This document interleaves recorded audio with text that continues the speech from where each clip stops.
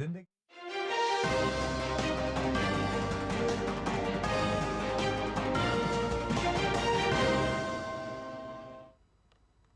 नमस्कार, स्वागत है आपका डीडी न्यूज के इस विशेष बुलेटिन में। मैं हूं रेशमा आपके साथ और मेरे साथ हैं मेरी सहयोगी दीपाली। आइए हेडलाइंस पर नजर डालते हैं। शिक्षक दिवस आज। राष्ट्रपति द्रौपदी मुर्मू 66 शिक्षकों को राष्ट्रीय शिक्षक पुरस्कार 2025 से करेंगी सम्मानित।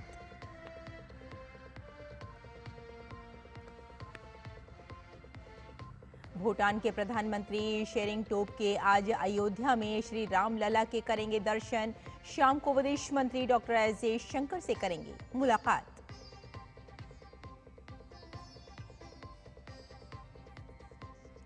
राजधानी दिल्ली में नहीं टला बाढ़ का खतरा। कई इलाकों में घुसा यमुना का पानी। जलस्तर लगातार खतरे के निशान से 2 मीटर ऊपर।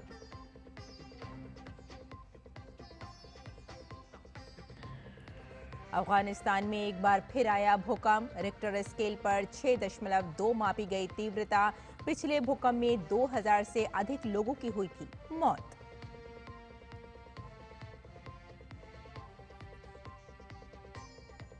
हॉकी एशिया कप के सुपर 4 के दूसरे मुकाबले में भारत ने मलेशिया को 4-1 से दी शिकस्त।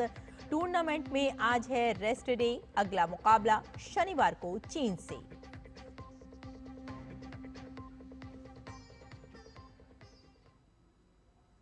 और आइए अब समाचारों पर डालते हैं विस्तार से नजर। राष्ट्रपति द्रौपदी मुर्मू आज नई दिल्ली में राष्ट्रीय शिक्षक दिवस के मौके पर 66 शिक्षकों को राष्ट्रीय शिक्षक पुरस्कार 2025 से सम्मानित करेंगी। इनमें 45 शिक्षकों का चयन स्कूली शिक्षा और साक्षरता विभाग ने किया है, जबकि 21 शिक्षकों का चयन उच्चतर शिक्षा विभाग की ओर से किया गया है। जिला, राज्य और राष्ट्रीय स्तर पर 3 चरणों में एक पारदर्शी और ऑनलाइन प्रक्रिया के माध्यम से इन शिक्षकों का चयन किया गया है। शिक्षकों को राष्ट्रीय पुरस्कार प्रदान करने का उद्देश्य उनके अद्वितीय योगदान को रेखांकित करना और ऐसे शिक्षकों का सम्मान करना है जिन्होंने अपनी प्रतिबद्धता और परिश्रम से न सिर्फ शिक्षा की गुणवत्ता में सुधार किया है, बल्कि अपने छात्रों के जीवन को भी समृद्ध किया है। इससे पहले कल राष्ट्रपति द्रौपदी मुर्मू ने शिक्षक दिवस की पूर्व संध्या पर देश भर के शिक्षकों को शुभकामनाएं दी। राष्ट्रपति ने अपने संदेश में कहा कि शिक्षक दिवस के अवसर पर मैं देश के सभी शिक्षकों को हार्दिक शुभकामनाएं देती हूं। ये दिन महान शिक्षाविद, दार्शनिक और भारत के पूर्व राष्ट्रपति डॉक्टर सर्वपल्ली राधाकृष्णन की जयंती का प्रतीक है, जो पूरे देश के लिए प्रेरणा के स्रोत हैं।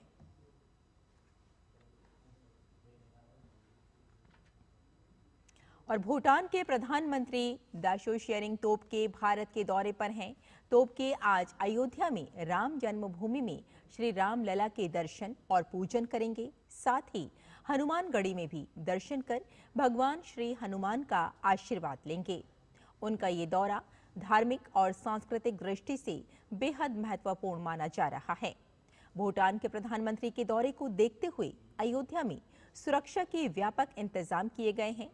अयोध्या के बाद भूटान के पीएम दिल्ली आएंगे। वे दिल्ली में विदेश मंत्री डॉक्टर एस जयशंकर से मुलाकात करेंगे। इस दौरान कई अहम मुद्दों पर चर्चा होने की संभावना है। देश के कई राज्यों में बारिश का दौर जारी है।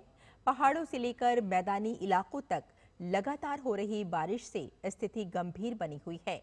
पंजाब, हिमाचल और दिल्ली के इलाके बाढ़ से प्रभावित हैं।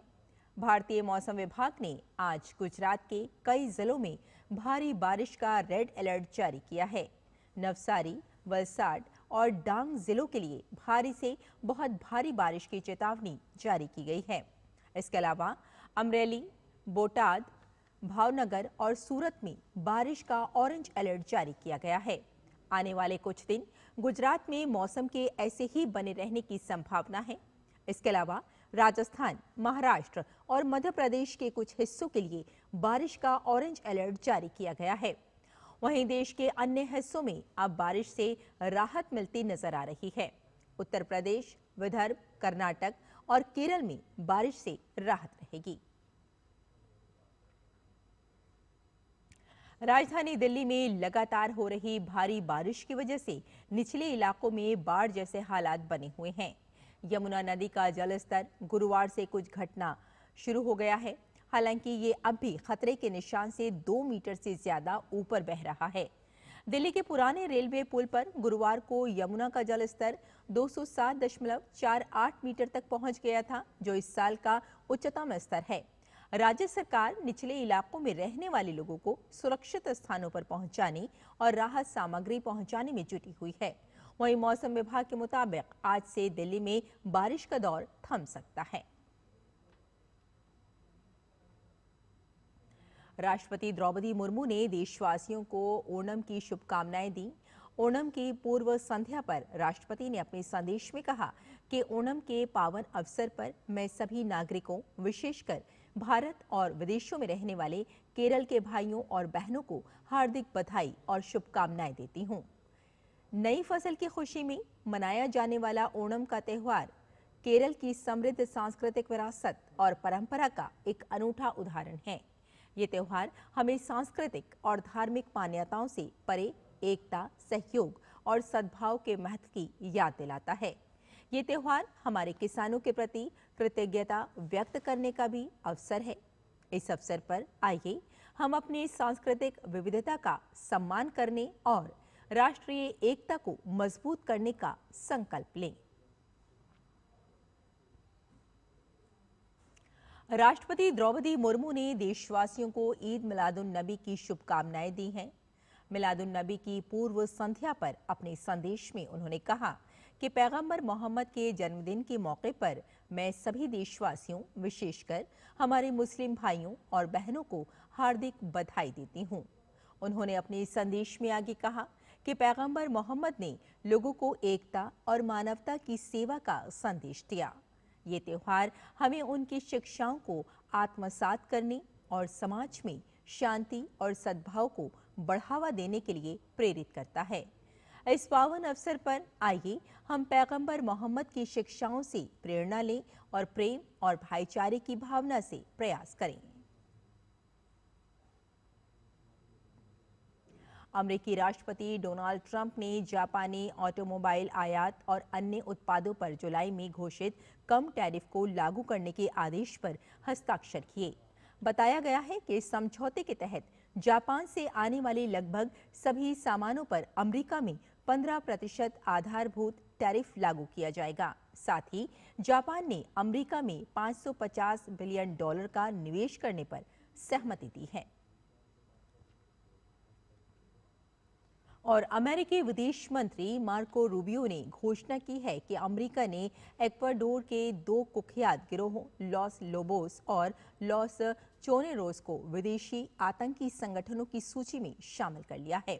ये कदम ट्रंप प्रशासन की ओर से ड्रग कार्टेल्स और आपराधिक गिरोहों पर सख्ती की नई कड़ी माना जा रहा है। रूबियो इक्वाडोर की राजधानी क्यूटो पहुंचे, जहां उन्होंने नेताओं से मुलाकात की। इस दौरान उन्होंने कहा कि ये कदम अमेरिका और इक्वाडोर की सरकारों को इन गिरोहों पर मिलकर कार्रवाई करने के कई विकल्प देगा, जिनमें इनके नेताओं को मार गिराना, अमेरिका में इनकी संपत्तियों और बैंक खातों पर कार्रवाई करना और खुफिया जानकारी साझा करना शामिल है।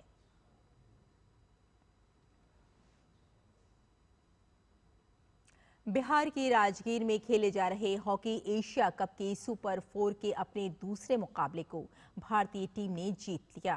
भारत ने मलेशिया के खिलाफ 4-1 से जीत दर्ज की। हालांकि भारत को शुरुआत अच्छी नहीं मिली और मैच शुरू होने के चंद मिनट में ही मलेशिया ने फील्ड गोल कर 1-0 की बढ़त बना ली। भारतीय टीम ने जवाबी हमला जरूर किया, लेकिन टीम को कामयाबी नहीं मिली। पहला क्वार्टर मलेशिया के पक्ष में 1-0 से खत्म हुआ। दूसरे क्वार्टर में भारत को मिले पेनल्टी कॉर्नर को गोल में मनप्रीत सिंह ने बदला और स्कोर लाइन को 1-1 कर दिया। इस गोल से उत्साहित टीम इंडिया ने जल्द ही दूसरा गोल किया, जिसे सुखजीत ने किया। दूसरे क्वार्टर को समाप्त होने से पहले भारत ने एक और गोल दाग मैच में 3-1 की बढ़त बना ली। तीसरे क्वार्टर में भारत को एक और कामयाबी मिली और बढ़त को 4-1 कर दिया। इसके बाद मैच में कोई और गोल नहीं हुआ और भारत ने मैच को 4-1 से अपने नाम किया। तो हमारे इस विशेष बुलेटिन में फिलहाल इतना ही। मुझे और मेरी सहयोगी दीपाली को यहीं अनुमति दें। नमस्कार।